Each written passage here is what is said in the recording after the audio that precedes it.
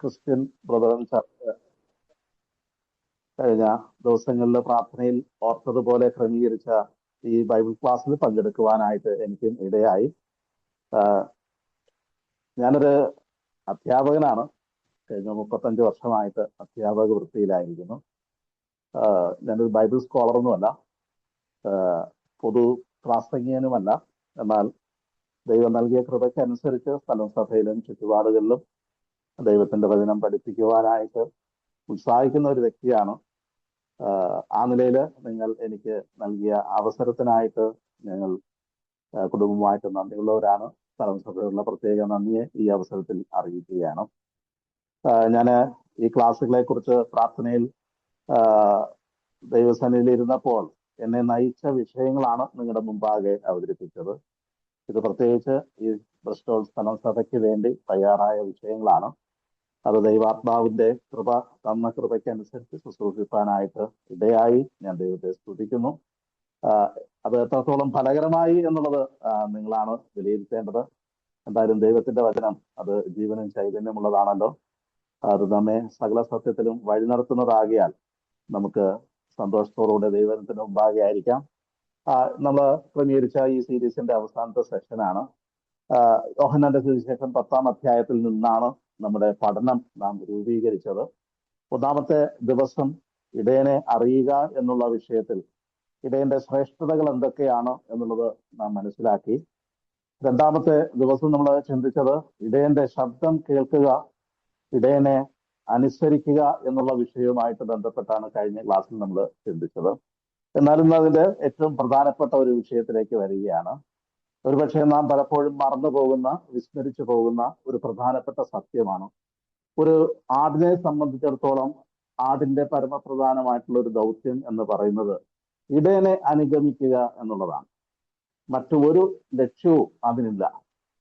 ആടിന്റെ എല്ലാ കാര്യങ്ങളും ഇടയൻ നോക്കിക്കൊള്ളും, എല്ലാ സംരക്ഷണവും ഇടയൻ ഒരുക്കിക്കൊള്ളും. എന്നാൽ ഇടയന്റെ പിന്നാലെ പോവുക എന്നുള്ളത് ഒരാടിന്റെ പരമപ്രധാനമായിട്ടുള്ള ഒരു ദൗത്യമാണ്. യോഹന്നാന്റെ സുവിശേഷം 10-ാം അധ്യായം അതിന്റെ 4-ാമത്തെ വാക്യം നാം ഇങ്ങനെ വായിക്കുന്നു.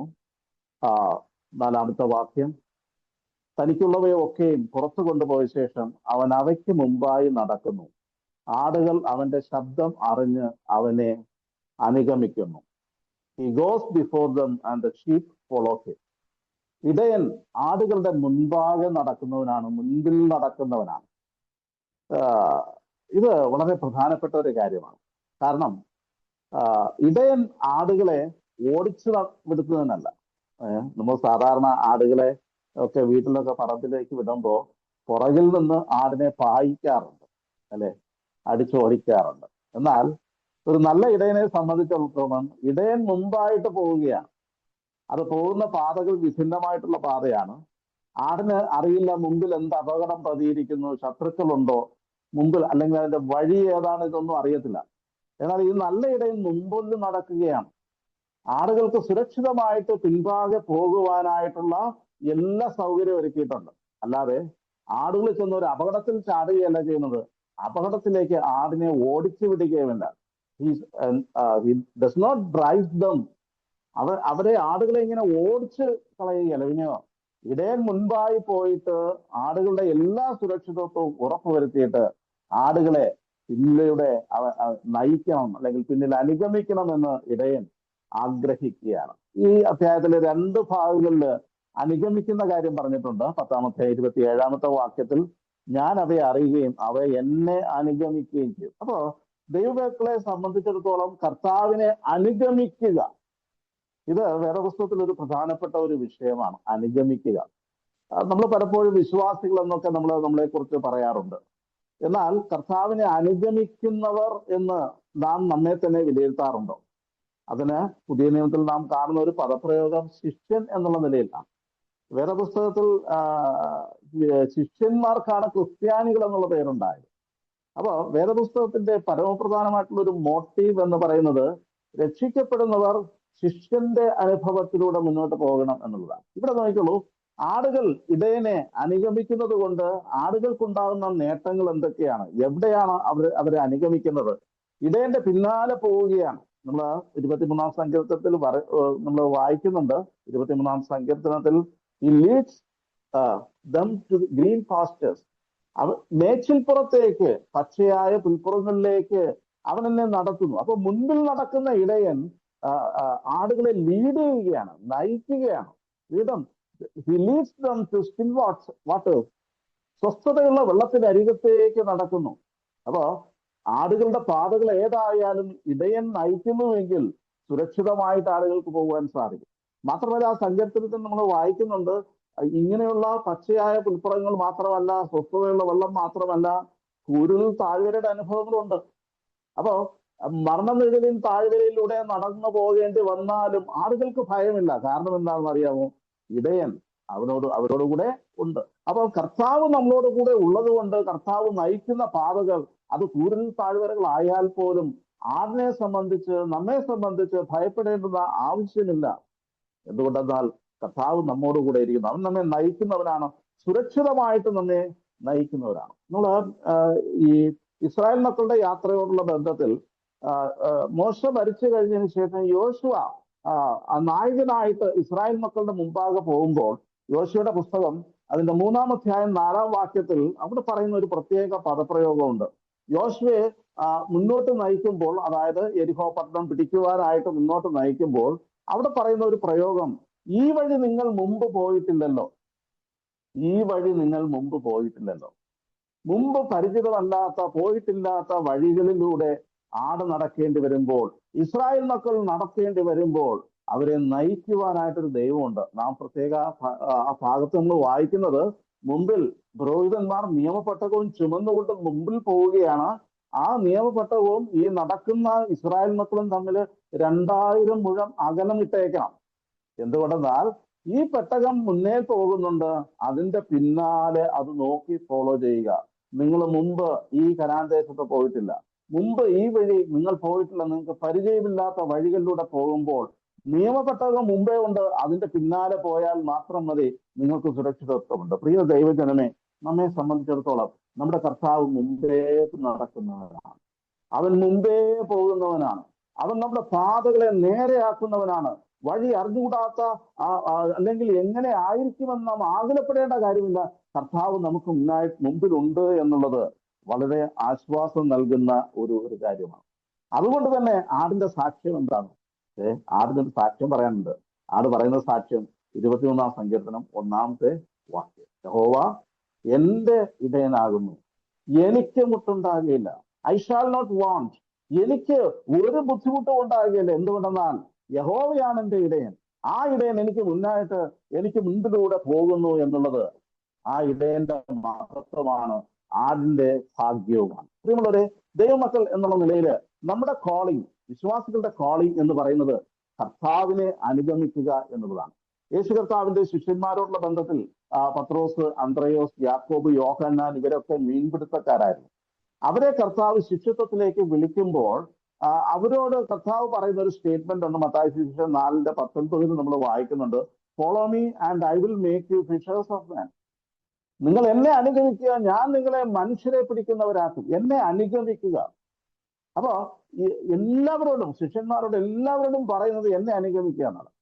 ഇതിന് ശേഷം മുന്നോട്ട് പോകുമ്പോൾ ലേവി അല്ലെങ്കിൽ മത്തായി ചുങ്കസ്ഥലത്ത് അവൻ ചുങ്കം പിരിച്ചുകൊണ്ടിരിക്കുന്നത് കാണുകയാണ്. യേശു കർത്താവ് അതുവഴി പോകുമ്പോൾ അവനോട് പറയുന്നുണ്ട്, എന്താ? Jesus said to Matthew, follow me, എന്നെ അനുഗമിക്കുക. വേറെ വിശദീകരണം ഒന്നും നൽകുന്നതല്ല, യു ഫോളോ മീ, എന്നെ അനുഗമിക്കുക. അവിടെ നമ്മൾ വായിക്കുന്നത്, അവൻ സകലവും വിട്ട് എന്ത് ചെയ്യുകയാണ്?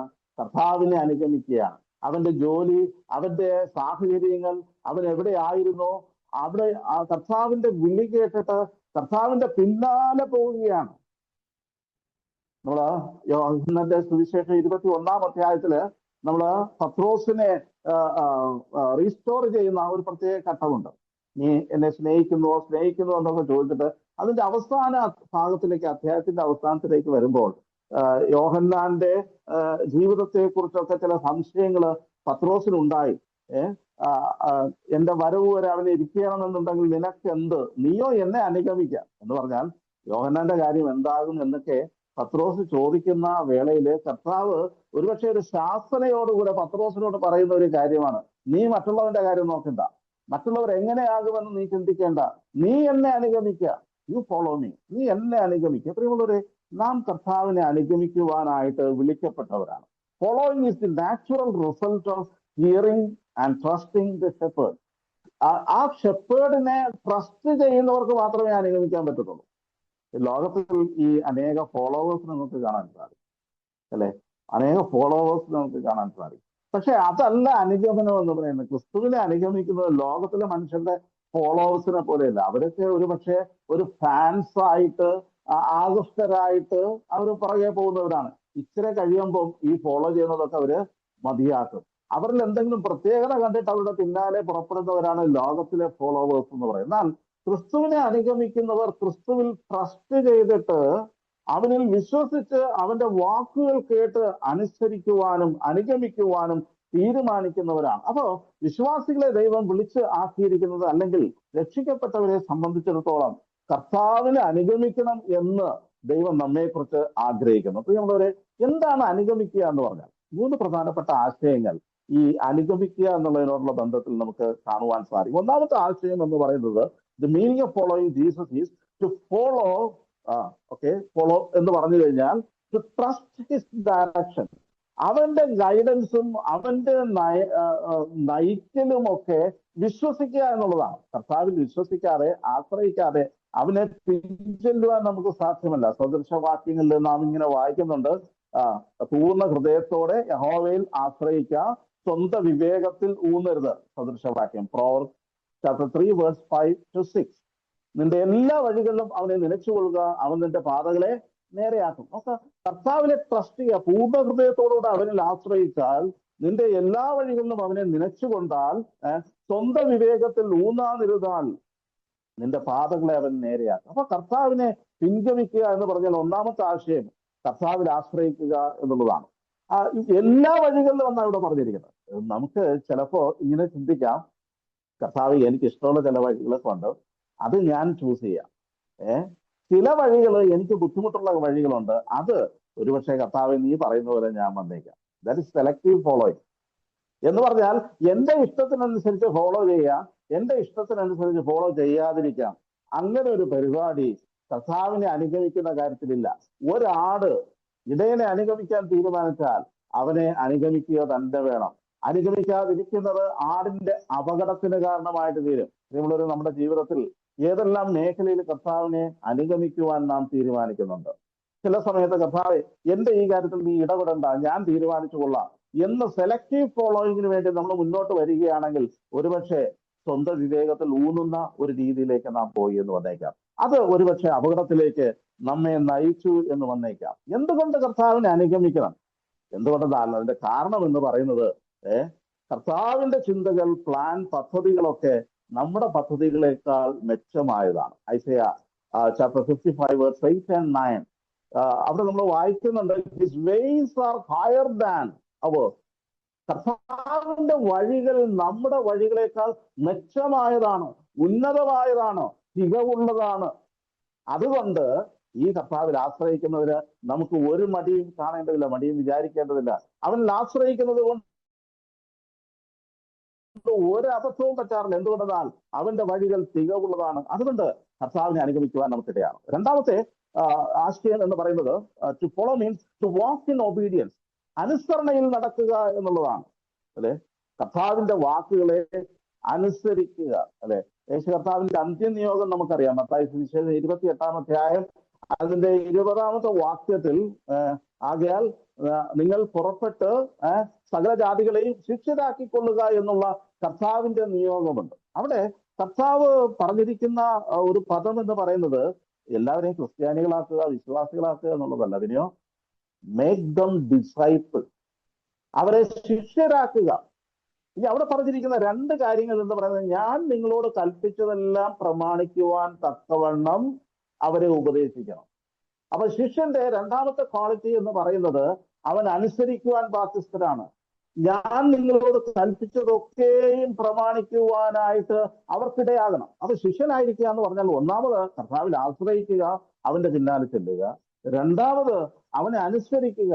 അവനെ അനുസരിക്കാതിരിക്കുവാനായിട്ട് ഒരു സാധ്യതയും നമ്മൾ കാണുന്നില്ല. അങ്ങനെ ഒരു ചോയ്സ് അനുഗമിക്കുന്നവർക്ക് ഇല്ല തന്നെ. അപ്പൊ കർത്താവിന്റെ വാക്കുകളെ അനുസരിക്കാൻ ഇവിടെ നമ്മൾ വായിക്കുന്നുണ്ട്, അവന്റെ ശബ്ദം കേൾക്കുക.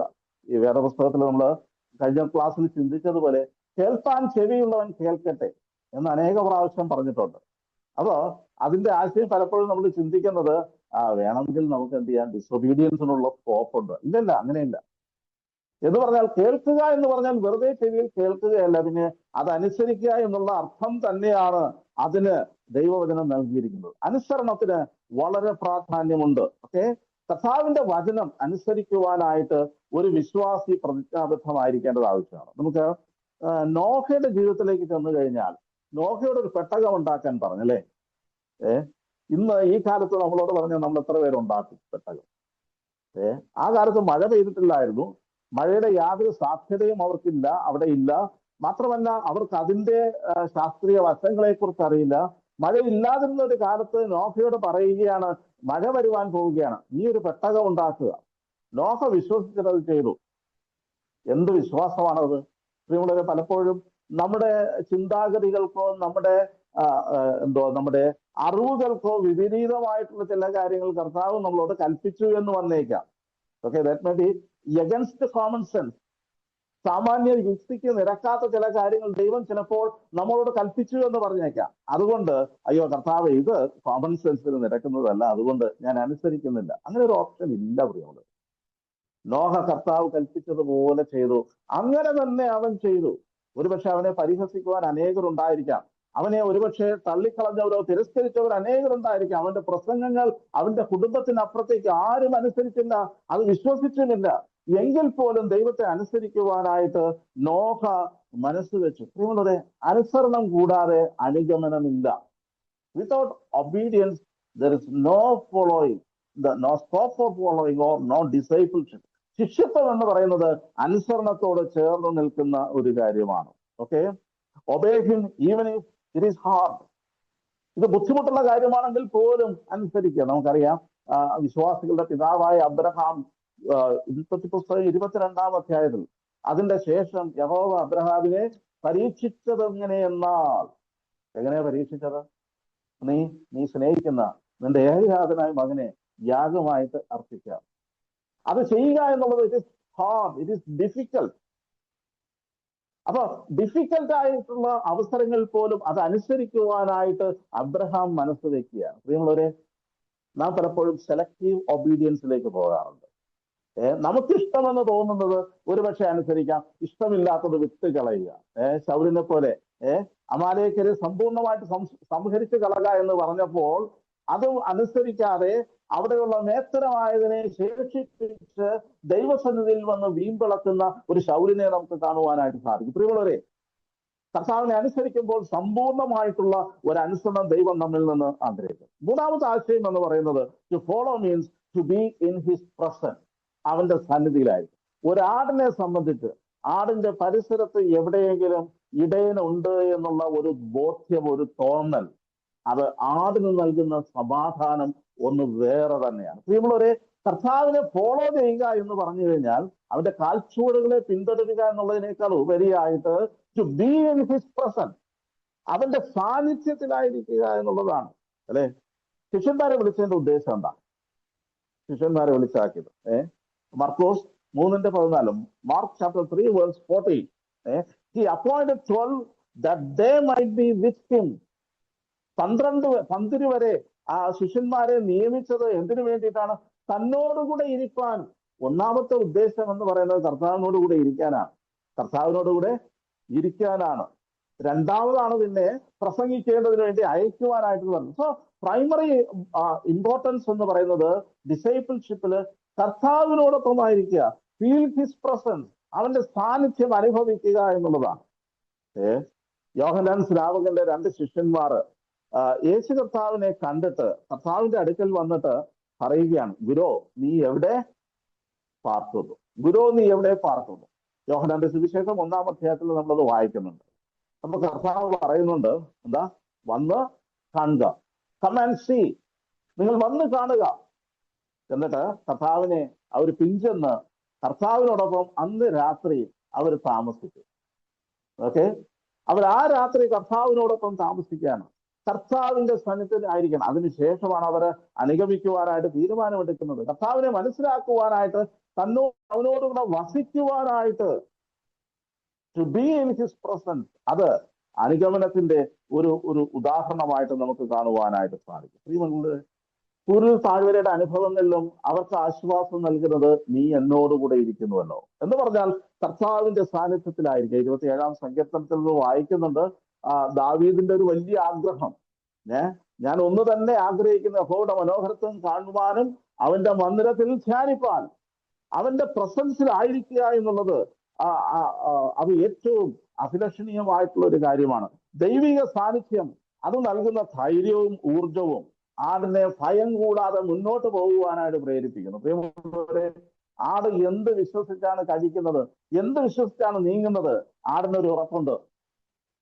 ആട് ഇടയന്റെ സമീപയാണ്, ഇടയന്റെ പ്രസൻസിലാണ്, ഇടയന്റെ ശ്രദ്ധയുണ്ട്, ഇടയന്റെ ശ്രദ്ധ എപ്പോഴും ആടിനോട് കൂടെയുണ്ട്. അപ്പൊ ആടിന് നൽകുന്ന ഊർജം അതൊന്ന് വേറെ തന്നെയാണ്. പ്രിയമുള്ളവരെ, ആടിന്റെ ഒരു ഇടയനെ അനുഗമിക്കുന്നത് കൊണ്ട് ഉദ്ദേശിക്കുന്ന 3 കാര്യങ്ങളാണ് നമ്മൾ കണ്ടത്. ഒന്നാമതായിട്ട് കർത്താവിൽ ആശ്രയിക്കുക, രണ്ടാമതായിട്ട് അവനെ അനുസരിക്കുക, 3 അവന്റെ സാന്നിധ്യത്തിലായിരിക്കുക. അപ്പൊ കർത്താവിനെ അനുഗമിക്കുക എന്ന് പറഞ്ഞാൽ ഇതാണ് അതിന്റെ ആക്ഷൻ. ഇനി ഈ following Christ that involves 3 main activities, അല്ലെങ്കിൽ it is a 3-fold calling. 3 വിധത്തിലുള്ള ഒരു കോളിംഗ് ആണ് കർത്താവിനെ അനുഗമിക്കുക എന്നുള്ളതിൽ ഉള്ളടക്കം തരും. ഒന്നാമത്തെ കാര്യം എന്ന് പറയുന്നത് കോൾ ടു ലീവ്, വിട്ടുകളയുവാനായിട്ട്. അല്ലെങ്കിൽ നമുക്കറിയാം, ശിഷ്യന്മാര് വള്ളവും വലയും ഒക്കെ വിട്ടാണ് കർത്താവിനെ അനുഗമിച്ചത്. അപ്പൊ വിട്ട് കർത്താവിനെ അനുഗമിക്കുക, സകലവും വിട്ട് കർത്താവിനെ അനുഗമിക്കുക. ചില കാര്യങ്ങൾ ലീവ് ചെയ്യാതെ, വിട്ട് കളയാതെ കർത്താവിനെ അനുഗമിക്കുവാൻ സാധ്യമല്ല. there is a call to leave. Okay, എന്തൊക്കെയാണ് ലീവ് ചെയ്യേണ്ടത്? Following Jesus always includes a departure. ഒരു വിട്ടുപിരിയൽ ആവശ്യമാണ്. Leaving something, leaving someone, leaving some places that hinder our discipleship or our daily journey. നമ്മുടെ യാത്രകളെ തടസ്സം ചെയ്യുന്ന ചില കാര്യങ്ങളെ, ചില വ്യക്തികളെ, ചില സ്ഥലങ്ങളെയൊക്കെ ഉപേക്ഷിക്കാതെ കർത്താവിനെ അനുഗമിക്കുവാനായിട്ട് നമുക്ക് സാധ്യമല്ല. മത്തായി സുവിശേഷം 4-ാം അധ്യായം 19-20 യേശു കർത്താവിനെ അനുഗമിക്കുവാനായിട്ട് തീരുമാനിക്കുന്ന വേളയിൽ ഉടനെ അവർ വല വിട്ടേച്ചവനെ അനുഗമിച്ചു. അന്ത്രയോസും അതുപോലെ തന്നെ ശീമോൻ പത്രോസും അതുപോലെ യാക്കോബും യോഹന്നാനും ഒക്കെ they left their nets and followed him. വല വിട്ടേച്ച് അനുഗമിക്കുകയാണ്. വീണ്ടും തൊട്ട് താഴെ അത് പറയുന്നുണ്ട്, they left the boat and their father. എന്താ? വല വിട്ടു എന്ന് മാത്രമല്ല, എന്ത് വിട്ടു? പടക് വിട്ടു. പിന്നെയോ left their father, ആ പിതാവിനെ വിട്ടിട്ടാണ് അനുഗമിക്കുന്നത്. ഇപ്പോഴുള്ള ശിഷ്യന്മാര് കർത്താവ് എന്നെ അനുഗമിക്കുക എന്ന് പറഞ്ഞപ്പോൾ അത് വളരെ കോസ്റ്റ് കൊടുത്തിട്ടാണ് അത് ചെയ്തത്. വല വിട്ടു, പടക് വിട്ടു, പിതാവിനെ വിട്ട്. ഒരുപക്ഷെ അവർക്ക് സൗകര്യമായിരുന്ന, പരിചിതമായിട്ടുള്ള, അനുകൂലമായിരിക്കുന്ന അനേക സാഹചര്യങ്ങളുണ്ട്. അത് വിട്ട് അനുഗമിക്കുക, ഇത് ചില കാര്യങ്ങൾ വിട്ട് കളയുവാനായിട്ട് ആവശ്യമുണ്ട്. വിട്ടുകളയാതെ അനുഗമനം സാധ്യമല്ല. പലപ്പോഴും വിട്ടുകളയാത്ത പല കാര്യങ്ങൾ നമ്മുടെ കർത്താവിനോടുള്ള ലോയൽറ്റിയെ അതിനെ പിന്നോട്ടടിക്കുന്നതായിട്ട് നമുക്ക് കാണുവാൻ സാധിക്കും. ലീവിങ് ഓൾഡ് ലൈഫ്, പഴയ കാര്യങ്ങളെ വിട്ടുകളയുക. സ്വർഗ്ഗത്തെഴുക 1-ാം ലേഖനം 2-ാം ലേഖനം 5:17 നമ്മൾ വായിക്കുന്നുണ്ട്, ഒരുവൻ ക്രിസ്തുവിലായാൽ അവൻ പുതിയ സൃഷ്ടിയാകുന്ന, പഴയത് കഴിഞ്ഞു പോയി. ലീവിങ് ഓൾഡ് ലൈഫ്, പഴയ പാതകളെ, പഴയ ജീവിതചര്യകളെ വിട്ടിട്ട് വേണം കർത്താവിനെ പിൻഗമിക്കുവാനായിട്ട്. വീണ്ടും leaving the sinful life, leaving sin, പാപത്തിന്റെ ഭോഗങ്ങൾ അത് വിട്ടിട്ട് വേണം കർത്താവിനെ അനുഗമിക്കുവാനായിട്ട്. ലൂക്കോസിന്റെ സുവിശേഷം 9-ാം അധ്യായം 23-ാം വാക്യത്തിൽ deny yourself and follow me, ഒരുവൻ എന്റെ പിന്നാലെ വരുവാൻ ഇച്ഛിച്ചാൽ തന്നെത്താൻ ത്യജിച്ച് വിട്ടുകളയും, സെൽഫ് വിട്ടുകളയുവാനായിട്ട് ആവശ്യമുണ്ട്. നമ്മുടെ പ്രയോറിറ്റീസ് നിശ്ചയിക്കുവാനായിട്ട് ആവശ്യമുണ്ട്. പ്രിയമുള്ളവരെ, ലീവിങ് ദി എർത്തലി അറ്റാച്ച്മെന്റ്സ്, ഭൗമികമായിട്ടുള്ള ബന്ധങ്ങൾ. അപ്പം ഇത് വലിയ ബുദ്ധിമുട്ടാണല്ലോ കർത്താവെ, ഇങ്ങനെയാണോ കർത്താവിനെ അനുഗമിക്കുന്നത്? കർത്താവ് അങ്ങനെ തന്നെയാണ് പറഞ്ഞിരിക്കുന്നത്, വിട്ട് അനുഗമിക്കുക. Discipleship it cost you something. ഒരു വിലയും കൊടുക്കാതെ കർത്താവിന്റെ പിന്നാലെ പോകാൻ സാധ്യമല്ല. എനിക്കുള്ളതെല്ലാം കൂടെ എടുത്തുകൊണ്ട് കർത്താവിന്റെ പിന്നാലെ പോകുവാനായിട്ട് ബുദ്ധിമുട്ടാണ്. കാരണം പല കാര്യങ്ങളും കർത്താവിനെ അനുഗമിക്കുന്നതിൽ നമ്മെ പുറകോട്ട് വലിക്കുന്ന കാര്യങ്ങളുണ്ട്. അത് ഉപേക്ഷിച്ചേ മതിയാകൂ. പ്രിയമുള്ളവരെ, ഇടയനെ അനുഗമിക്കുവാനായിട്ട് നാം തീരുമാനിക്കുമ്പോൾ ചില കാര്യങ്ങൾ നമുക്ക് വിട്ടുകളയേണ്ടതായിട്ടുണ്ട്. വാക്യങ്ങൾ അതിനോടുള്ള ബന്ധത്തിൽ എനിക്ക് വായിക്കാനുണ്ട്, ഞാൻ അതിലേക്ക് കടക്കുന്നില്ല, നമുക്ക് അറിവുള്ളതാണ്. ശിഷ്യത്വം എന്ന് പറയുന്നത് അതിന്റെ പിന്നിൽ സാക്രിഫൈസ് ചെയ്യുവാൻ ചില കാര്യങ്ങളുണ്ട്, വിട്ടുകളയുവാനായിട്ട് ചില കാര്യങ്ങളുണ്ട്, അല്ലേ? അങ്ങനെ വിട്ടുകളഞ്ഞിട്ട് കർത്താവിനെ അനുഗമിച്ചാൽ നേട്ടം വല്ലതും ഉണ്ടോ? തീർച്ചയായിട്ടും ഉണ്ട്.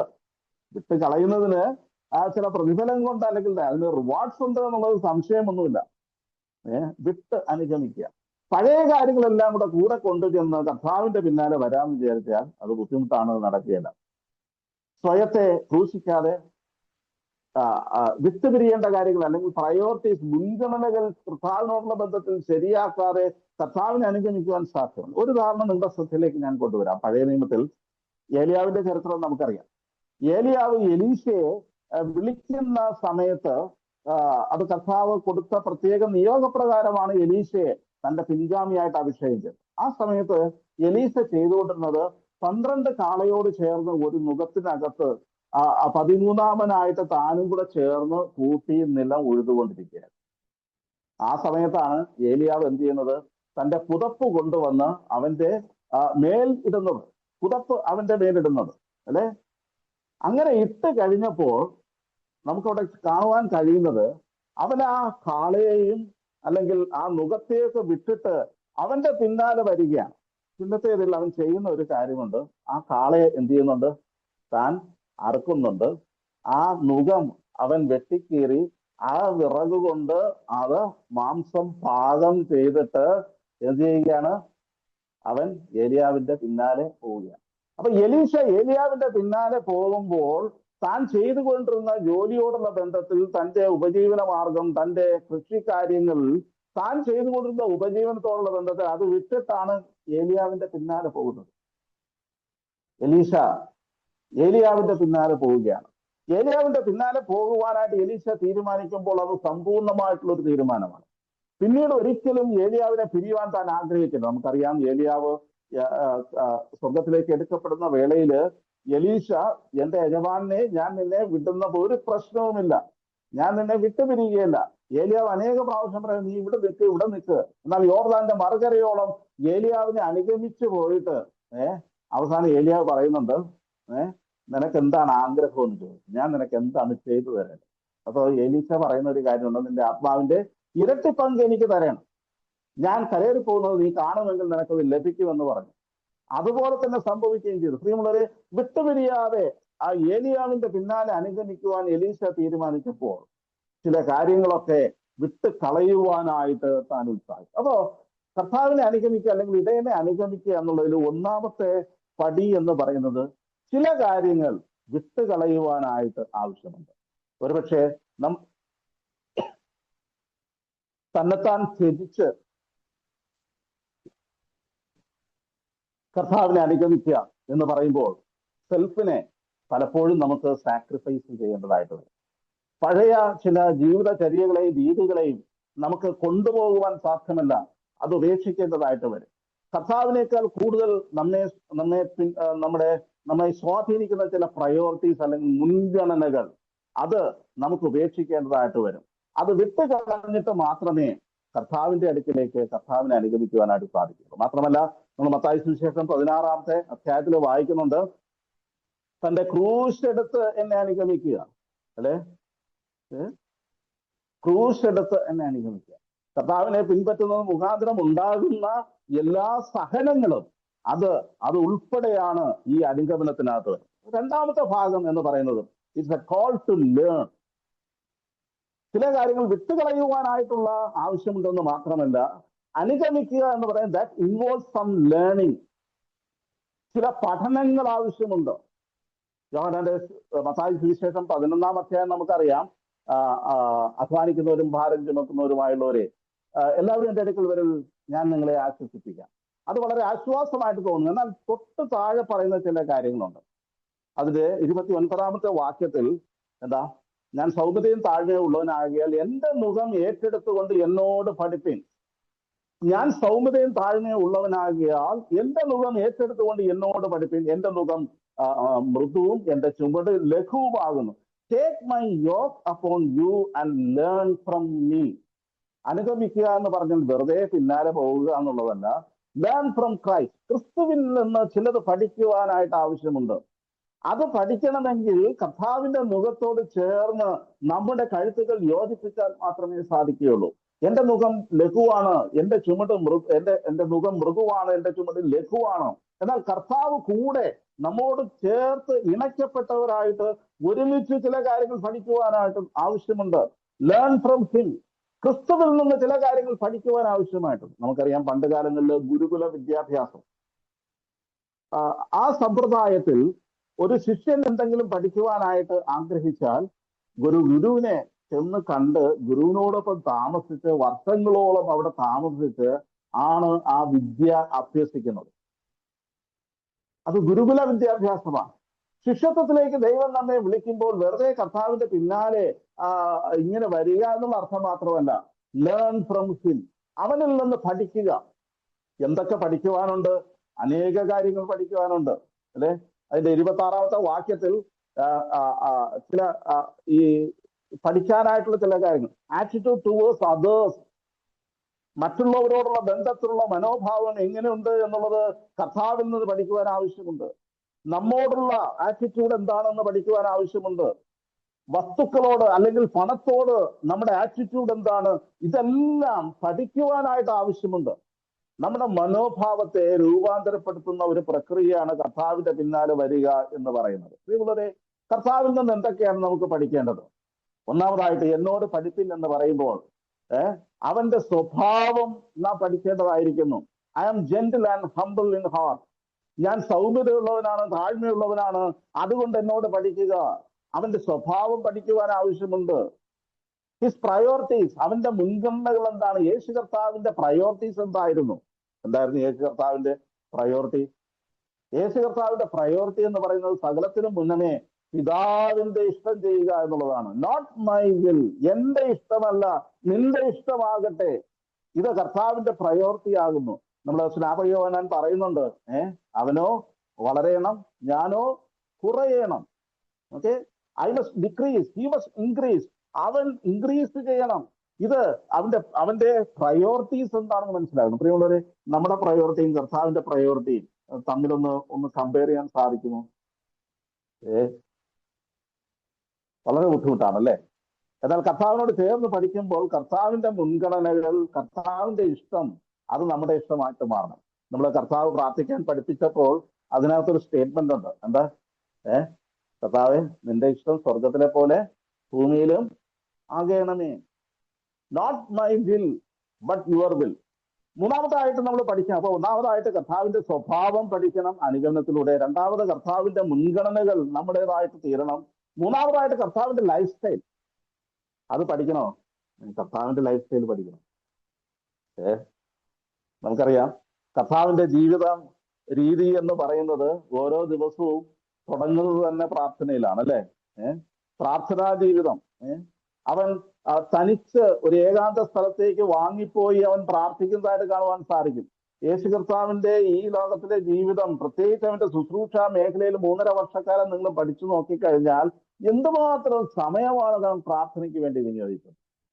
ഇത് നമുക്ക് വലിയൊരു വെല്ലുവിളിയാണ്. കർത്താവിനെ അനുഗമിക്കുവാനായിട്ട് അല്ലെങ്കിൽ ഇടയനെ അനുഗമിക്കുവാനായിട്ട് നാം തീരുമാനിക്കുമ്പോൾ ഈ ഇടയനിൽ നിന്ന് പഠിക്കുവാനായിട്ടുള്ള ഒന്നാമത്തെ പാഠം എന്ന് പറയുന്നത് അവന്റെ പ്രാർത്ഥനാ ജീവിതം, അല്ലെ? മറ്റൊന്ന് അവന്റെ ദാസ്യ സ്വഭാവം, സർവൻഹുഡ്. മനുഷ്യപുത്രൻ ശുശ്രൂഷ ചെയ്യിക്കാനല്ല, ശുശ്രൂഷിപ്പാനും അനേകർക്ക് വേണ്ടി മറുവിലയായിട്ട് തന്റെ ജീവനെ കൊടുക്കുവാനും വേണ്ടിയിട്ടാണ് വന്നത്.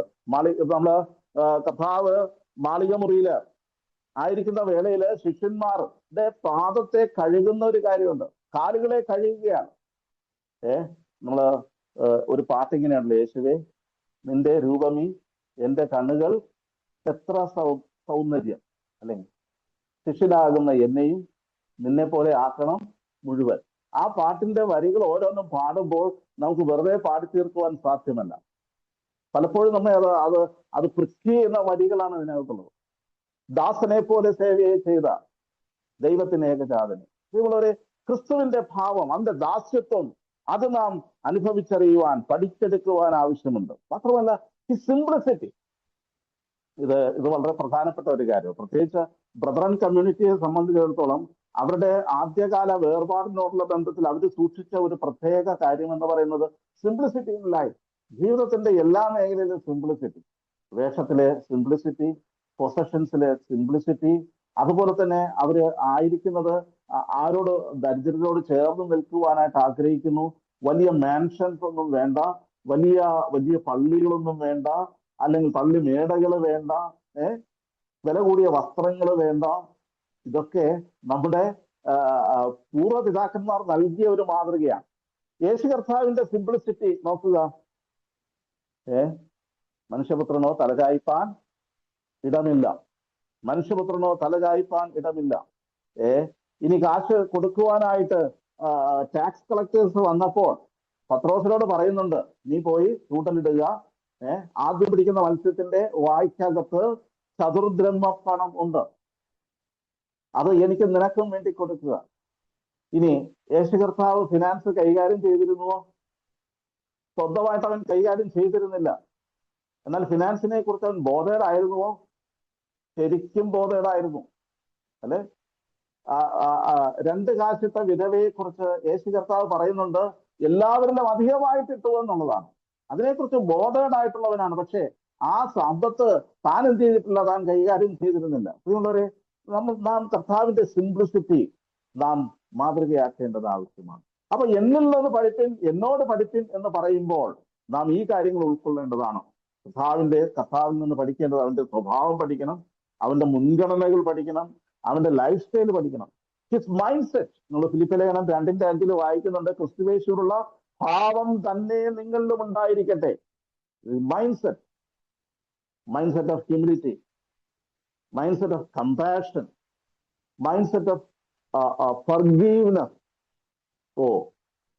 കർത്താവിൽ നിന്ന് പഠിക്കുവാൻ അനേക കാര്യങ്ങളുണ്ട്.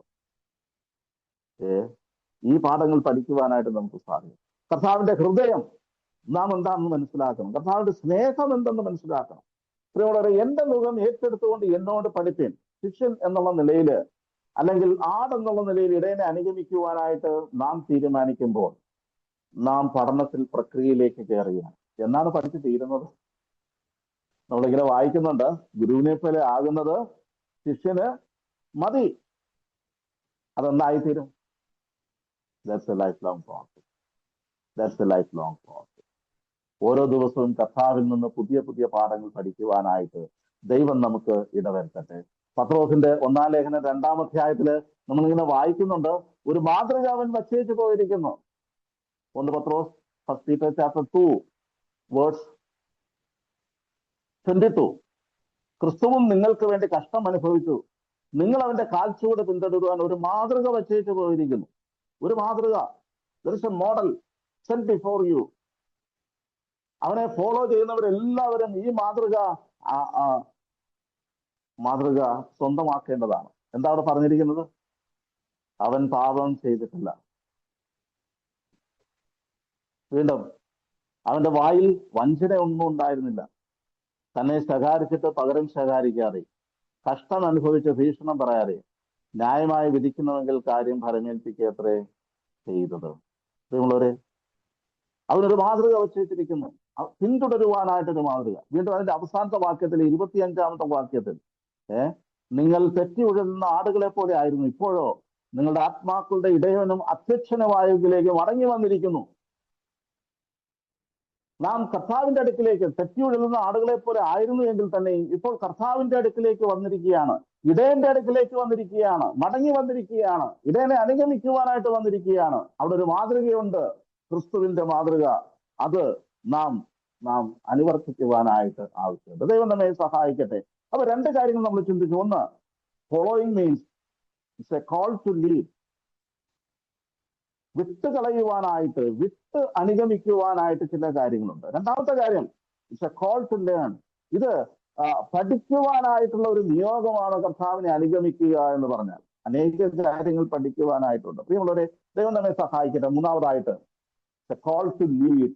മറ്റുള്ളവരെ നയിക്കുവാനായിട്ട് നാം നിയോഗിക്കപ്പെട്ടവരാണ്. ശിഷ്യരായിരിക്കുക എന്ന് പറഞ്ഞാൽ കർത്താവിനെ അനുഗമിക്കുന്നവർ എന്നുള്ള നിലയിൽ മാത്രമല്ല, മറ്റു പലരെയും കർത്താവിലേക്ക് നേടുന്നവരായിട്ട് തീരേണ്ടത് ആവശ്യമാണ്.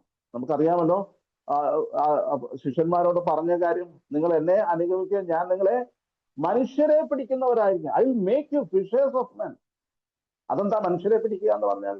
അനേകരെ ക്രിസ്തുവിലേക്ക് കൂട്ടിക്കൊണ്ടുവരുവാനായിട്ട് ആവശ്യമുണ്ട്. കർത്താവിലേക്ക് അനേകരെ നയിക്കുവാനായിട്ട് ആവശ്യമുണ്ട്. നമുക്കറിയാം, ശമര്യാസ്ത്രീയുടെ കാര്യം നമുക്കറിയാം. അവൾ കർത്താവിനെ പ്രതീക്ഷിച്ചിരുന്നവളല്ല, കർത്താവിനെ കണ്ടുമുട്ടിയിട്ട് മുട്ടണമെന്ന് വിചാരിച്ചവളുമല്ല. എന്നാൽ കർത്താവിനെ മശീഹ എന്നുള്ള നിലയിൽ മനസ്സിലാക്കിയപ്പോൾ അവൾ ചെയ്ത ഒന്നാമത്തെ കാര്യം, താൻ കോരുവാൻ കൊണ്ടുവന്ന പാത്രം ആ കിണറിന്റെ കരയിൽ വച്ചേച്ച് അവൾ പട്ടണത്തിലേക്ക് പോവുകയാണ്. അവിടെ ചെന്ന് ശമരിയക്കാരോട് പറയുകയാണ്, ഞാൻ കണ്ടെത്തിയിരിക്കുന്നു, മശീഹയെ ഞാൻ കണ്ടെത്തിയിരിക്കുന്നു, അവരെ വന്ന് കാണുക എന്ന് പറഞ്ഞിട്ട് അവരെ വിളിക്കുന്നുണ്ട്. പ്രിയമുള്ളവരെ, കർത്താവിനെ അനുഗമിക്കുന്ന ഓരോ വിശ്വാസികളെ സംബന്ധിച്ചിടത്തോളം കർത്താവിന്റെ നല്ല ഗുണങ്ങൾ പഠിക്കുകയും കർത്താവിൽ നിന്ന് നല്ല അംശങ്ങൾ ലഭിക്കുകയും ചെയ്ത നമ്മെ സംബന്ധിച്ചിടത്തോളം നാം മറ്റുള്ളവരെ ക്രിസ്തുവിലേക്ക് നയിക്കുവാനായിട്ട് നാം നിയോഗിക്കപ്പെട്ടവരാണ്. കർത്താവ് ശിഷ്യന്മാരെ വിളിക്കുന്ന സമയത്ത് തന്നോടുകൂടെ ഇരിക്കുവാൻ വേണ്ടി മാത്രമല്ല, പിന്നെയോ പ്രസംഗിക്കേണ്ടതിന് അയക്കുവാനായിട്ട്, ടു പ്രീച്ച് ദ ഗോസ്പൽ. മർക്കോസിന്റെ സുവിശേഷം 16:15 വായിക്കുന്നുണ്ട്, നിങ്ങൾ ഭൂലോകമൊക്കെയും പോയി സകല പേരോടും സകല ജാതികളോടും എന്ന് പറയുക, സുവിശേഷം പ്രസംഗിക്കുക, to preach the gospel, to make disciple, മറ്റുള്ളവരെ ശിഷ്യരാക്കുക. ജോൺ ചാപ്റ്റർ 20:21, പിതാവ് എന്നെ അയച്ചതുപോലെ ഞാൻ നിങ്ങളെയും അയക്കുന്നു. എന്താ? മറ്റുള്ളവരെ ക്രിസ്തുവിലേക്ക് നയിക്കുവാനായിട്ട്. A call to lead. വളരെ പ്രധാനപ്പെട്ട ഒരു വാക്യം, അപ്പോസ്തല പ്രവൃത്തികൾ ചാപ്റ്റർ 20 ആക്ട്സ് ചാപ്റ്റർ 20:28. ദൈവത്തിന്റെ സഭയെ മേയ്പ്പാൻ പരിശുദ്ധാത്മാവ് നിങ്ങളെ അധ്യക്ഷരാക്കി വെച്ച ആട്ടിൻകൂട്ടം മുഴുവൻ സൂക്ഷിച്ചുകൊള്ളുവിൻ. Call to lead. സഭയിൽ ദൈവം നമ്മെ ആക്കി വെച്ചിരിക്കുമ്പോൾ, സഭയിലെ എൽഡേഴ്സായിട്ട് ദൈവം നമ്മെ ആക്കി വെച്ചിരിക്കുമ്പോൾ, ആട്ടിൻകൂട്ടത്തെ ലീഡ് ചെയ്യുവാനായിട്ട്, ആട്ടിൻകൂട്ടത്തെ മേയ്ക്കുവാനായിട്ട് ദൈവം നമ്മെ നിയോഗിച്ചു വെച്ചിരിക്കുന്നു. ദൈവത്തിന്റെ ആട്ടിൻകൂട്ടത്തെ നയിക്കുവാനായിട്ട് നിയോഗിച്ചു വെച്ചിരിക്കുന്നു. ശിഷ്യൻ എന്നുള്ള നിലയിൽ കർത്താവിനെ അനുഗമിക്കുമ്പോൾ തന്നെ ദൈവം നമ്മെ ചിലരെ കർത്താവിലേക്ക് നേടുവാനായിട്ട്, ചിലരെ പരിപാലിക്കുവാനായിട്ട്, ചില ശുശ്രൂഷകൾക്കായിട്ട് ദൈവം നമ്മെ ഏൽപ്പിക്കും. നിയോഗിക്കുമ്പോൾ ആ ശുശ്രൂഷ നിർവഹിക്കേണ്ടത് നമ്മുടെ ആവശ്യമാണ്. പ്രിയമുള്ളവരെ, ഇറ്റ്സ് എ കോൾ. ഡിസൈപ്പിൾഷിപ്പ് എന്ന് പറയുന്നത് it's a call to lead. ഞാൻ എൻ്റെ വാക്കുകൾ അവസാനിപ്പിക്കാൻ, എൻ്റെ സമയം ഇവിടെ തീരുകയാണെന്ന് ഞാൻ കൂടുതൽ സമയം എടുക്കാൻ ആഗ്രഹിക്കുന്നു. നാം ഇപ്പൊ ചിന്തിച്ചുകൊണ്ടിരുന്ന കാര്യങ്ങൾ, കർത്താവിനെ അനുഗമിക്കുന്നവർ എന്നുള്ള നിലയിൽ, ശിഷ്യന്മാർ എന്നുള്ള നിലയിൽ, കർത്താവിന്റെ കാൽച്ചുവടുകളിൽ പിന്തുടരുന്നവർ എന്നുള്ള നിലയിൽ നാം വിശ്വാസികൾ എല്ലാവരും അതിനുവേണ്ടി വിളിക്കപ്പെട്ടവരാണ്. എന്നാൽ പലപ്പോഴും നാം എല്ലാവരും ശിഷ്യന്മാരായിരിക്കുവാനായിട്ട് പലപ്പോഴും ആകാറില്ല. അതിനെന്താ റിവാർഡുള്ളത്? ശിഷ്യനായിരുന്നിട്ട് വല്ല കാര്യമുണ്ടോ? കർത്താവിന്റെ പിന്നാലെ നടന്നിട്ട് കർത്താവിൽ നിന്ന് പഠിച്ചിട്ട് എന്തെങ്കിലും കാര്യമുണ്ടോ? ഇതേ സംശയം നമുക്ക് മാത്രമല്ല, ശിഷ്യന്മാർക്ക് തന്നെ ഉണ്ടായിട്ടുണ്ട്. ശിഷ്യന്മാർ കർത്താവിനോട് ചോദിക്കുന്നുണ്ട്, കർത്താവേ, ഞങ്ങൾ സകലവും വിട്ട് നിന്നെ അനുഗമിച്ചു, ഞങ്ങൾക്ക് എന്ത് കിട്ടും? മത്തായിയുടെ സുവിശേഷം 19:29 വാക്യത്തിൽ ഞങ്ങൾക്ക് എന്ത് കിട്ടും? കർത്താവ് എന്താ മറുപടി പറയുന്നത്? എന്താ കിട്ടുന്നത്? whoever follows me, ഓക്കെ, എന്നെ അനുഗമിക്കുന്ന നിങ്ങൾ എല്ലാവരും എവിടെ ആയിരിക്കും? നിങ്ങൾ വിട്ടുകളഞ്ഞതിന് 100 മടങ്ങ് ഈ ലോകത്തിൽ തിരികെ കിട്ടും. മാത്രമല്ല, വരുവാനുള്ള ലോകത്തിൽ നിങ്ങൾക്ക് നിത്യജീവനെ കിട്ടും. Will receive 100-fold and inherit eternal life. 100 മടങ്ങ് ലഭിക്കും. മർക്കോസിന്റെ സുവിശേഷത്തിൽ ഒരു വാക്കുകൂടെ ചേർത്തിട്ടുണ്ട്, 100 മടങ്ങ് ലഭിക്കും. നമുക്ക് വളരെ ഇഷ്ടമാണല്ലേ? മാർക്ക് ചാപ്റ്റർ 10:30 ഇതേ കാര്യം പറയുന്ന വേളയിൽ വിത്ത് പെർസിക്യൂഷൻ, കഷ്ടതയോടുകൂടെ 100 മടങ്ങ് കിട്ടും. കർത്താവെ 100 മടങ്ങ് കിട്ടിയാൽ ഞാൻ വളരെ സന്തുഷ്ടരാണ്. കർത്താവ് തരും, സംശയമൊന്നും വേണ്ട. പക്ഷേ അതിനോട് ചേർന്ന് ഈ ലോകത്തിൽ എന്തുണ്ട്? കഷ്ടത ഉണ്ട്. കഷ്ടത മാറ്റിയിട്ടൊരു 100 മടങ്ങ് ദൈവജനത്തിന് വേണ്ടി കർത്താവ് വെച്ചിട്ടില്ല. ഈ ലോകത്തിൽ നിങ്ങൾക്ക് കഷ്ടമുണ്ട്, എങ്കിലും ധൈര്യപ്പെടുക, ഞാൻ ലോകത്തെ ജയിച്ചിരിക്കുന്നു. എന്റെ നാമനിമിത്തം അപ്പനെയോ അമ്മയെയോ സഹോദരനെയോ സഹോദരിയോ ഒക്കെ വേർപിരിഞ്ഞാൽ ഈ ലോകത്തിൽ കഷ്ടതയോടുകൂടെ 100 മടങ്ങ് ലഭിക്കും. സംശയമൊന്നും വേണ്ട. ഈ ലോകത്തിൽ അവൻ അവൻ അവൻ പകരം നൽകുന്നവനാണ്, അവൻ റിവാർഡ് നൽകുന്നവനാണ്, അവൻ മതിയായവനാണ്. എന്നാൽ ഈ ലോകത്തിൽ 100 മടങ്ങ് കൊണ്ട് അവസാനിക്കുകയല്ല. പിന്നെന്താ? വരുവാനുള്ള ലോകത്തിൽ നിത്യജീവനെ പ്രാപിക്കുകയാണ്, അല്ലേ? മാത്രമല്ല അവിടെ ശിഷ്യന്മാർക്ക് കൊടുക്കുന്ന ഒരു പ്രത്യേക പദവിയുണ്ട്. എന്റെ രാജ്യത്തിൽ നിങ്ങൾ ഇസ്രായേൽ ഗോത്രം 12നെയും സിംഹാസനത്തിൽ ഇരുന്ന് എന്നോടുകൂടെ എന്ത് ചെയ്യും? അവരെ ന്യായം വിധിക്കും. ഇത് എത്രത്തോളം നമ്മൾ ഉൾക്കൊള്ളുന്നു? അവൻ നമ്മെ രാജാക്കന്മാരായിട്ട് പുരോഹിതന്മാരായിട്ട് നിയോഗിച്ചിരിക്കുമ്പോൾ ലോകത്തെ ഭരിക്കുവാനായിട്ട് ദൈവം ഒരു അവസരം വിശ്വാസികൾക്ക് വേണ്ടി ശേഷിപ്പിച്ചിരിക്കുന്നു എന്നുള്ളത് നമ്മെ അതിശയിപ്പിക്കേണ്ടുന്ന വസ്തുത തന്നെയാണ്. നമ്മളൊരു അവൻ നമ്മെ അതിനുവേണ്ടി വിളിച്ചാക്കിയിരിക്കുകയാണ്. മറ്റൊരു കാര്യം എന്ന് പറയുന്നത് എന്ത് കിട്ടും? Will get A transformed life with divine purpose. കർത്താവിനെ അനുഗമിച്ചാൽ, കർത്താവിനോടുകൂടെ പഠിച്ചു കഴിഞ്ഞാൽ നമ്മുടെ ജീവിതത്തിൽ രൂപാന്തരം സംഭവിക്കും. നമുക്കറിയാം, റോമാലേഖനം 12-ാം അധ്യായം 1-ാമത്തെ വാക്യം, ഞാൻ കർത്താവിന്റെ മനസ്സിൽ ഓർപ്പിച്ച് നിങ്ങളോട് പ്രബോധിക്കുന്നത് നിങ്ങളുടെ ജീവിതങ്ങളെ ജീവനും വിശുദ്ധിയും ദൈവത്തിന് പ്രസാദവുമുള്ള യാഗമായിട്ട് നിങ്ങൾ സമർപ്പിക്കുക. ഈ ലോകത്തിന് അനുരൂപരാകാതെ ദൈവത്തിന്റെ നന്മയും പൂർണ്ണതയുമുള്ള ദൈവഹിതം ഇന്നതെന്ന് തിരിച്ചറിയേണ്ടതിന് മനസ്സ് പുതുക്കി രൂപാന്തരപ്പെടുവിൻ. ഇവിടെ ഒരു പുതുക്കപ്പെടൽ നടക്കുന്നുണ്ട്. കർത്താവിനെ അനുഗമിക്കുന്നവർ കർത്താവിനോട് അനുരൂപരായിട്ട് തീരുന്ന ഒരു പ്രക്രിയയിലേക്ക് മാറ്റപ്പെടുകയാണ്. മാത്രമല്ല, കർത്താവ് തരുന്ന മറ്റൊരു പ്രതിഫലം എന്ന് പറയുന്നത് യോഹന്നാന്റെ സുവിശേഷം 12:36, ഞാൻ ഇരിക്കുന്നിടത്ത് എന്റെ ശുശ്രൂഷക്കാരനെ ഇരിക്കും.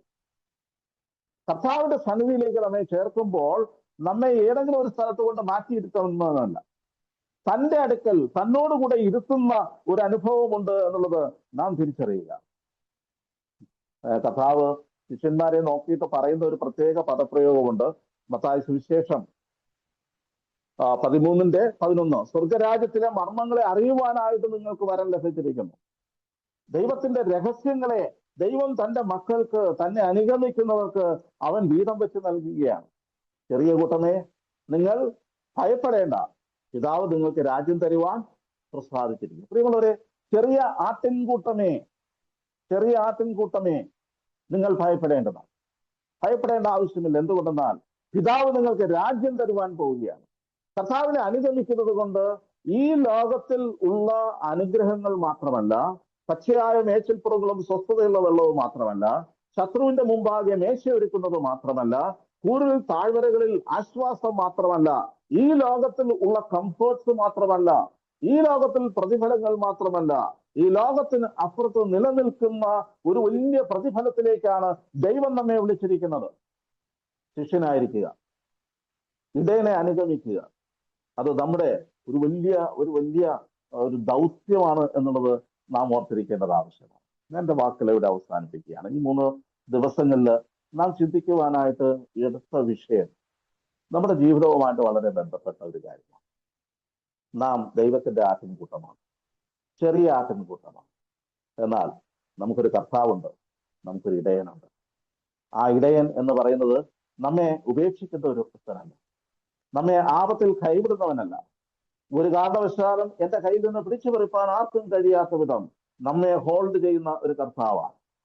മാത്രമല്ല, ശത്രുവിന് ഒരു പിശാചിന് പോലും കർത്താവിൽ നിന്ന് എന്നെ പിടിച്ചു പറിക്കുവാൻ സാധ്യമല്ലാത്ത വിധം രക്ഷയിലൂടെ ദൈവം നമ്മെ അവന്റേതാക്കി തീർത്തിരിക്കുകയാണ്. എന്റെ ആട് എന്ന് പറയുന്ന ആ ഹൃദ്യമായിട്ടുള്ള ഒരു റിലേഷൻഷിപ്പിലേക്ക് അവൻ നമ്മെ കൂട്ടിക്കൊണ്ടുവന്നിരിക്കുകയാണ്. ആ ഇടയന്റെ ആടുകൾ എന്നുള്ള നിലയിൽ നമുക്ക് അഭിമാനിക്കുവാനായിട്ട് അനേക കാര്യങ്ങളുണ്ട്. എന്നാൽ അതേസമയം അതിന്റെ ഉത്തരവാദിത്വ ബോധവും നമുക്കുണ്ടാകേണ്ടതായിരിക്കുന്നു. ആടുകൾ ഇടയന്റെ ശബ്ദം കേൾക്കുവാൻ ആവശ്യമുണ്ട്. ആടുകളാണെന്ന് പറഞ്ഞിട്ട് ശബ്ദം കേൾക്കാതെയും അനുസരിക്കാതെയും തോന്നിയതുപോലെ ജീവിക്കുവാൻ നമുക്കില്ല. There is a responsibility. ആടുകൾ അവന്റെ ശബ്ദം കേൾക്കണം. Sheep must hear the voice of shepherd. ഇടയന്റെ ശബ്ദം കേൾക്കുവാനായിട്ട്, അനുസരിക്കുവാനായിട്ട് ആവശ്യമുണ്ട്. മാത്രമല്ല, ഇടയൻ എവിടെയൊക്കെ പോകുന്നുണ്ടോ അവിടെയൊക്കെ കൂടെ പോകുക. എവിടെ പോയാലും എന്ത് സംഭവിച്ചാലും ഇടയൻ എവിടെ ആയിരിക്കുന്നുവോ അവന്റെ പിന്നാലെ ഞാനുമുണ്ട്. എന്തിനാണ് അങ്ങനെ അവന്റെ പിന്നാലെ പോകുന്നത്? അവന്റെ പിന്നാലെ പോകുമ്പോൾ എന്റെ ജീവിതത്തിൽ ഉപേക്ഷിക്കേണ്ട കാര്യങ്ങൾ ഉപേക്ഷിച്ചിട്ട് വേണം അവനോടൊപ്പം പോകുവാൻ. രണ്ടാമത്തെ കാര്യം, അവനോട് ചേർന്ന് നിന്ന് അവനിൽ നിന്ന് പഠിക്കുവാനായിട്ട് ആവശ്യമുണ്ട്. മാത്രമല്ല, അവൻ നൽകുന്ന ശുശ്രൂഷകൾ ചെയ്ത് ജീവിക്കുവാനായിട്ട് ആവശ്യമുണ്ട്. മറ്റുള്ളവരെ കർത്താവിലേക്ക് നേടുവാനായിട്ട്, ലീഡ് ചെയ്യുവാനായിട്ട് ആവശ്യമുണ്ട്. ഈ നിലയിൽ നമുക്ക് ഇടയനെ പ്രസാദിപ്പിച്ചുകൊണ്ടൊരു ജീവിതം നയിക്കുവാനായിട്ട് സാധിക്കും. എന്നാൽ ഇടയശ്രേഷ്ഠൻ പ്രത്യക്ഷനാകാൻ പോവുകയാണ്. ഇടയശ്രേഷ്ഠൻ പ്രത്യക്ഷനാകാൻ പോവുകയാണ്. നമ്മുടെ ജീവിതങ്ങളെയൊക്കെ അവന്റെ മുമ്പാകെ വിലയിരുത്തുവാൻ പോവുകയാണ്. അവൻ നമുക്ക് വേണ്ടി അനേക പ്രതിഫലങ്ങൾ ഒരുക്കിയിട്ടുണ്ട്. എന്നാൽ കർത്താവിനെ അനുഗമിച്ചത് നിമിത്തം നഷ്ടപ്പെട്ടവയ്ക്കൊക്കെ അവൻ കോമ്പൻസേറ്റ് ചെയ്യുന്നവനാണ്. അവൻ ഭൂമിയിൽ 100 മടങ്ങ് തരുന്നവൻ മാത്രമല്ല, പിന്നെയോ നിശ്ചയതയിൽ നിലനിൽക്കുന്ന പ്രതിഫലങ്ങൾ അവൻ നമുക്ക് വേണ്ടി വാഗ്ദാനം ചെയ്യുന്നവരാണ്. നാം ഭയപ്പെടേണ്ട കാര്യമല്ല. ഈ ലോകം നമുക്ക് അനുകൂലമല്ല. ഈ ലോകത്തിൽ മറ്റനേക ശബ്ദങ്ങൾ നമ്മെ ആകർഷിക്കുവാനായിട്ട് സാധ്യതയുണ്ട്. വഴി തെറ്റിക്കുന്ന, വഴി വിട്ടുപോകുന്ന, നമുക്ക് അപകടകരമായിട്ടുള്ള അനേക ശബ്ദങ്ങൾ ചുറ്റുമുണ്ട്. ഈ ശബ്ദത്തിന്റെ അകത്തു നിന്ന് ഇടയന്റെ ശബ്ദം നാം തിരിച്ചറിഞ്ഞ് അവന്റെ വാക്കുകൾ ശ്രദ്ധിച്ച് അവനെ മാത്രം അനുഗമിക്കുവാനായിട്ട് ദൈവം നമ്മെ സഹായിക്കട്ടെ. പ്രിയമുള്ളവരെ, നാം പഠിച്ച പാഠം എന്ന് പറയുന്നത് 23-ാം സങ്കീർത്തനം. ആട് ഇടയനോട് പറയുകയാണ്, യഹോവ എന്റെ ഇടയനാണ്. എന്നാൽ യോഹന്നാന്റെ സുവിശേഷം 10-ാം അധ്യായം ആ ഇടയൻ നിന്നുകൊണ്ട് പറയുകയാണ്, ഇതെന്റെ ആടാണ്, എന്റെ ആടാണ്. എത്രയോ ഭാഗ്യകരമായിട്ടുള്ള അവസ്ഥയാണ്. കൃപയാൽ ഈ കർത്താവിന്റെ ആട്ടിൻകൂട്ടത്തിൽ നാം ഉൾപ്പെട്ടിരിക്കുകയാണ്. അത് നമ്മുടെ ഒരു മിടുക്കുമല്ല, നമ്മുടെ എന്തെങ്കിലും ശ്രേഷ്ഠത അതിനകത്ത് പറയുവാനായിട്ടില്ല. കൃപയാൽ ഈ ആട്ടിൻകൂട്ടത്തിലേക്ക്, ഈ ഫോൾഡിലേക്ക് അവൻ നമ്മെ കൂട്ടിക്കൊണ്ടു വന്നിരിക്കുന്നു. നാം സുരക്ഷിതരാണ്, നാം സംരക്ഷിതരാണ്. നമുക്ക് ആവശ്യമുള്ളതെല്ലാം അവൻ പ്രൊവൈഡ് ചെയ്യും. നമ്മെ ഒരു അപകടത്തിലും അവൻ ഉൾപ്പെടുത്തുകയുമില്ല. മാത്രമല്ല, ഈ ലോകത്തിൽ മാത്രമല്ല, നിത്യതയോളം നിലനിൽക്കുന്ന അനുഗ്രഹങ്ങളുടെ കൂമ്പാരം അവൻ നമുക്ക് വേണ്ടി വാഗ്ദാനം ചെയ്തിട്ടുണ്ട്. ഈ ഭൂമിയുടെ യാത്ര വളരെ ചുരുക്കമാണ്. വളരെ ചുരുങ്ങിയ കാലത്ത് നാം ഇവിടെ ജീവിക്കുന്നവരാണ്. എന്നാൽ ഈ സമയത്ത് കർത്താവിനെ അനുഗമിക്കുമ്പോൾ കർത്താവിന്റെ മുഖത്ത് നോക്കി അവന്റെ വചനങ്ങളെ കേൾക്കുവാൻ, അവന്റെ ജീവിതത്തെ പഠിക്കുവാൻ, അവന്റെ സാന്നിധ്യത്തെ ആസ്വദിക്കുവാൻ, അവനെ ആവോളം ഉൾക്കൊള്ളുവാൻ, അവന്റെ രൂപത്തോട് അനുരൂപരായിട്ട് തീരുവാനായിട്ട് നമുക്ക് ഉത്സാഹിക്കാം. ഇടയനെ അറിഞ്ഞ് ഇടയന്റെ സ്വഭാവങ്ങളെ നമ്മുടെ ജീവിതത്തിൽ സ്വാംശീകരിക്കാം. ദൈവാത്മാവ് നമ്മെ സഹായിക്കട്ടെ. നൽകിയ നല്ല സമയത്തിനായിട്ട് ഞാൻ ദൈവത്തെ സ്തുതിക്കുന്നു. വചനം ശ്രദ്ധിച്ച എല്ലാവർക്കും കർത്താവിന്റെ നാമത്തിലുള്ള എന്റെ പ്രത്യേക നന്ദി അറിയിക്കുന്നു. ഈ സഭയെ ഓർത്ത് ഞാൻ പ്രാർത്ഥിക്കുന്നതായിരിക്കും. നിങ്ങളുടെ പ്രാർത്ഥന ഞങ്ങളുടെ കുടുംബത്തിന് വേണ്ടി ഞാൻ ചോദിച്ചുകൊണ്ട് എന്റെ വാക്കുകളെ അവസാനിക്കുന്നു. ദൈവനാമം വാഴ്ത്തപ്പെട്ടു. ആമേൻ.